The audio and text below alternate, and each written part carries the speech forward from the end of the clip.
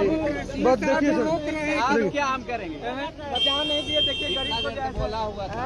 ईमानदारी का घेरा का नोटिस एक दिन भी नहीं मिला सर, नोटिस एक दिन भी नहीं दिया सर। किया है गलत और किया DO है। साहब जो है तो गलत मेरे बारे में किया है सर।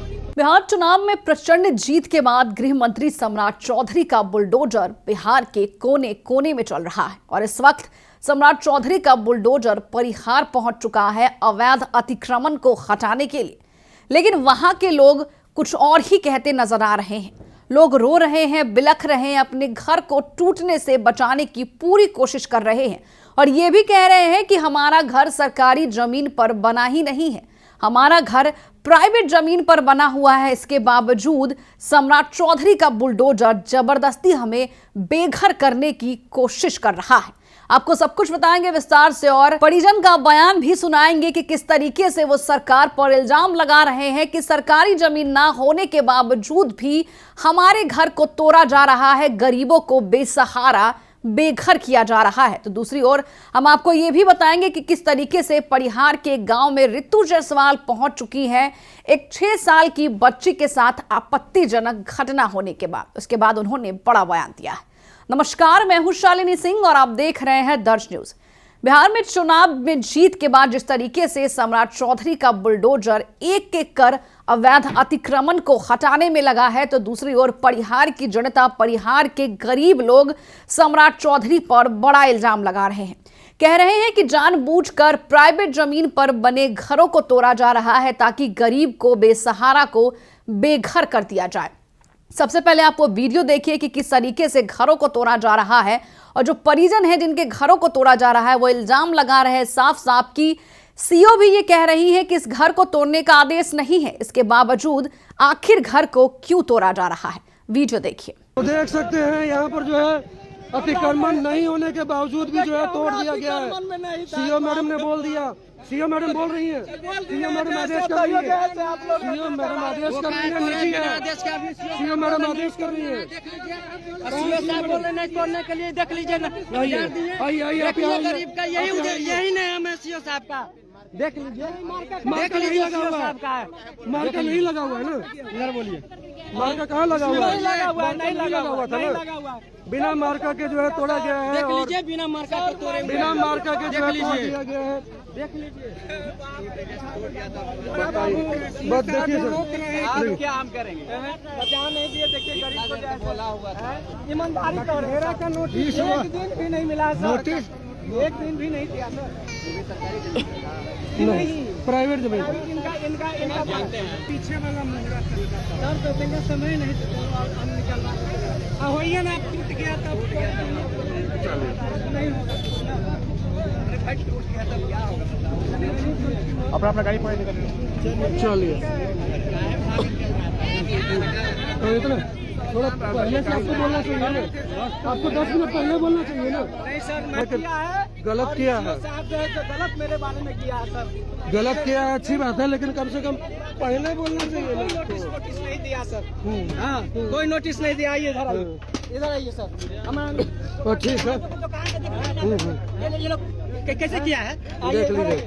आइए इधर, इधर आइए, चलिए चलिए, पैसा आप लेकर देख सकते हैं। ऐसा ही मंगाइए सर, आइए हमारे दुकान पे देखिए। विधायक को तरीका समझाइए, यहाँ के मंत्री को समझा दीजिए। जहां सम्राट चौधरी ये कहते नजर आते हैं कि बिहार से अवैध अतिक्रमण को हटाएंगे, जो जमीन मिलेंगे उससे उद्योग लगाया जाएगा, बिहार के युवाओं के लिए, बिहार के जनता के लिए विकास की राह खोली जाएगी, तो दूसरी तरफ जिनके घर टूट रहे हैं वो साफ कह रहे हैं कि हमारा घर प्राइवेट जमीन पर बना ही नहीं है, इसके बावजूद क्यों तोड़ा जा रहा है। वो ये भी कहते नजर आए हैं कि अगर घर तोड़ना भी था तो हमें इससे आपत्ति नहीं थी, लेकिन हमें कुछ समय का मोहलत तो देना हमारा हक था। ना हमें नोटिस मिली, ना हमें एक भी दिन की मोहलत दी गई। सीधे सम्राट चौधरी का बुलडोजर परिहार पहुंचता है और घरों को तोड़ने की प्रक्रिया शुरू कर देता है। इसके साथ ही आपको बता दें कि पूरे परिवार में इस बुलडोजर एक्शन को लेकर हड़कंप मचा हुआ है। तो दूसरी ओर रितु जायसवाल परिहार के गांव पहुंच चुकी है, जहां पर एक छोटी सी बच्ची के साथ आपत्तिजनक हरकत की गई है। उसके बाद उसकी हत्या को भी अंजाम दिया गया है। आपको सबसे पहले ये बता देते हैं कि रितु जायसवाल ने क्या कुछ कहा है। आज से 6 दिन पहले खरैचा गांव के मांझी टोला में एक छोटी सी बच्ची को अगवा करके उसके साथ गलत काम किया गया और बच्ची का शव अगले दिन अगीगांव नहर में मिला। आरोपी अब तक फरार है। परिवार को पोस्टमार्टम रिपोर्ट तक नहीं मिली है और इस गरीब परिवार के दर्द को साझा करने के लिए किसी भी दल का कोई भी नेता इन तक नहीं पहुंचा है। माननीय मंत्री जीतन राम मांझी से बस इतना कहना है कि आपके 10% से 15% कमीशन पा जाने से या आपके राज्यसभा की सीट पा जाने से आपके समाज का भला नहीं होगा। कम से कम आपको तो आज अपने समाज के लिए खड़ा होना चाहिए था। दरअसल हाल ही के दिनों में सोशल मीडिया पर जीतन राम मांझी का वीडियो लगातार वायरल हो रहा है, जिसमें वे कहते नजर आ रहे हैं कि अगर हमारी पार्टी से एक भी नेता राज्यसभा नहीं गए तो हम अपनी गठबंधन को तोड़ सकते हैं। और ये भी बड़ा इल्जाम लगा रहे हैं कि 10 से 15% का कमीशन भी दिया जाता है, जिसको लेकर रितु जायसवाल ने बड़ा सवाल खड़ा किया है। साफ कह रही है कि आपके राज्यसभा जाने से कुछ भी नहीं होने वाला है। कम से कम आपको तो अपने समाज के लोगों के लिए, अपने समाज को बच्चों के लिए खड़े रहना चाहिए था। कम से कम आपको तो यहाँ पर आके पीड़ित के परिजनों से हाल चाल लेना चाहिए था। आइए अब आपको रितु जायसवाल का बयान सुनाते हैं। उनका चाहत रहे अपन आदमी के भेजा, अपना आदमी के भेजना चाहता था, भेजना चाहता था कि नहीं जी। आपका घटना हुआ जिस दिन क्राइम हुआ उसी दिन उनको आना चाहिए था। आना चाहिए। आप अगर दिल्ली में है तो आपको दिल्ली से फ्लाइट लेकर के आना होगा। क्यों नहीं आएंगे? आप पटना में है तो पटना से आइए। जहाँ होंगे, जिस जनता से आप वोट 2 लेते दिन के हैं, बाद पता चलता है कि वो आएंगे इसी दिन के 4 दिन के घटना हो बाद। गया, घटना के बाद 8 दिन और 10 दिन के बाद गरीब के आंसू जी आएंगे। जब ऐसा सारा चीज हो गया नेता लोग तब जीत जाता है, क्या करा ऐसा नेता लोग जीता था। हाँ, और अखनी इस्तेमाल का क्या आंसू कौन पूछेगा? कौन है विधायक?